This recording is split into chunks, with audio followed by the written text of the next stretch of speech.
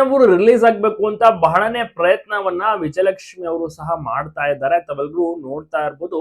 ದರ್ಶನ್ ಅವರಿಗೆ ಜಾಮೀನು ಸಿಗಬೇಕು, ಬೇಲ್ ಸಿಗಬೇಕು ಅಂತ ದೇವಸ್ಥಾನ ಸುತ್ತಾಡ್ತಾ ಇದ್ದಾರೆ. ಜೊತೆಗೆ ಫ್ಯಾನ್ಸ್ ಗಳ ಮದುವೆ ಅಟೆಂಡ್ ಆಗಿರ್ಬೋದು. ದೇವಸ್ಥಾನ ಹೆಚ್ಚಾಗಿ ಅವರು ಪ್ರಿಫರ್ ಮಾಡ್ತಿರೋದು ದೇವಸ್ಥಾನ, ದೇವರು ಮತ್ತೆ ಮನೆಯಲ್ಲಿ ಫಂಕ್ಷನ್. ಈಗ ವರಮಹಾಲಕ್ಷ್ಮಿ ಹಬ್ಬ ಆಯ್ತು, ಅವರ ಸ್ನೇಹಿತರ ಮನೆಗೆ ಹೋಗ್ತಾರೆ. ವರಮಹಾಲಕ್ಷ್ಮಿ ಹಬ್ಬಕ್ಕೆ ಅಲ್ಲೂ ಕೂಡ ಭಾಗಿಯಾಗ್ತಾರೆ.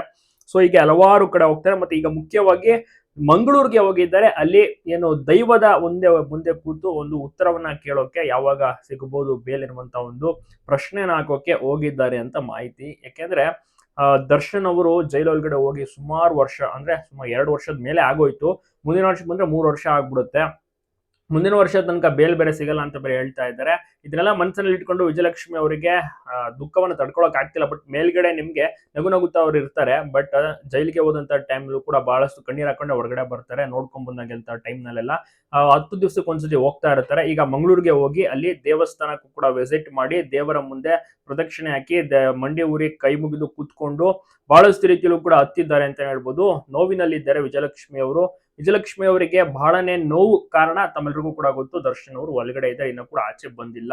ಅದನ್ನೆಲ್ಲ ಮನಸ್ಸಲ್ಲಿ ಇಟ್ಕೊಂಡು ದೇವರ ಹತ್ರ ಪ್ರಾರ್ಥನೆಯನ್ನ ಸಹ ಮಾಡ್ಕೊ ಬಂದಿದ್ದಾರೆ. ಗೊತ್ತಿಲ್ಲ ಯಾವಾಗ ಜಾಮೀನು ಸಿಗುತ್ತೆ. ಆದರೆ ವಿಜಯಲಕ್ಷ್ಮಿ ಅವರು ಅವರ ಒಂದು ಕೆಲಸ, ಅವರ ಒಂದು ಕಾರ್ಯ ಏನಿದೆ, ದೇವಸ್ಥಾನಕ್ಕೆ ವಿಸಿಟ್ ಮಾಡೋದಾಗಿರ್ಬೋದು, ಆಲ್ಮೋಸ್ಟ್ ಎಲ್ಲಾ ದೇವಸ್ಥಾನಕ್ಕೂ ಕೂಡ ವಿಸಿಟ್ ಮಾಡಿದ್ದಾರೆ.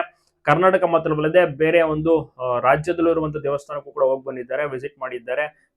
ಆಶೀರ್ವಾದವನ್ನ ಸಹ ಪಡ್ಕೊಂಡು ಬೇಡ್ಕೊಂಡು ಬಂದಿದ್ದಾರೆ. ಸೊ ನೋಡೋಣ ಮುಂದೆ ಏನೆಲ್ಲ ಒಳ್ಳೇದು ಆಗುತ್ತಾ, ಏನ್ ಕತೆ ಆಗುತ್ತೆ, ಯಾವಾಗ ದರ್ಶನ್ ಅವರು ಆಚೆ ಕಡೆ ಬರ್ತಾರೆ. ದರ್ಶನ್ ಅವರ ಆಚೆ ಕಡೆ ಬರೋದಕ್ಕೇನೆ ಜನರು ಕೂಡ ವೆಯ್ಟ್ ಮಾಡ್ತಾ ಇರೋದು. ಅವ್ರು ರಿಲೀಸ್ ಆಗ್ಬೇಕು, ಬೇಗ ಅವ್ರಿಗೆ ಬೇಲ್ ಸಿಗ್ಬೇಕು ಅಂತ. ಬಟ್ ನೋಡೋಣ, ದೇವರ ಹತ್ರ ಎಲ್ಲ ಬೇಡ್ಕೊಂಡ್ ಬಂದಿದ್ದಾರೆ. ಗೊತ್ತಿಲ್ಲ ಯಾವಾಗ ಆಗ್ಬೋದು ಅಂತ. ಬಟ್ ಅವರು ಕೂಡ ನಿರೀಕ್ಷೆಯಲ್ಲಿ ಇದ್ದಾರೆ, ಬರ್ಬೋದು ಅಂತ.